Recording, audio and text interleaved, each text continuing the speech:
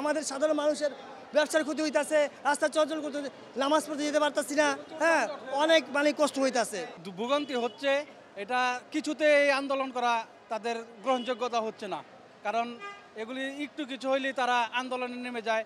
এটা কোথা থেকে তারা উস্কানি পাচ্ছে।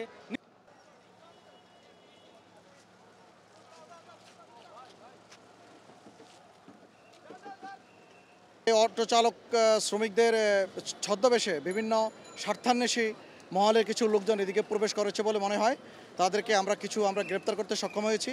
যদি পরিস্থিতি ঘোলাটে করার চেষ্টা করে এবং নগরবাসীর স্বাভাবিক জীবনযাপনের বাধা সৃষ্টি করে, তাহলে আমরা সর্বোচ্চ ব্যবস্থা নিতে বদ্ধপরিকর।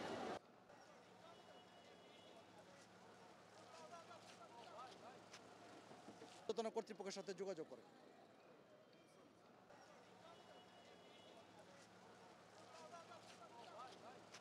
সকাল 11:20 থেকে আমাদের ঝুরাইনে রেল লাইন অবরোধ করে রাখছে অটোরিকশার শ্রমিকরা, যে কারণে আমরা আমাদের যে শিডিউল অনুযায়ী বিভিন্ন গন্তব্যে ছেড়ে যাওয়া এবং ঢাকা অভিমুখী ট্রেন আসা, সেই ট্রেন চলাচলগুলো বন্ধ আছে।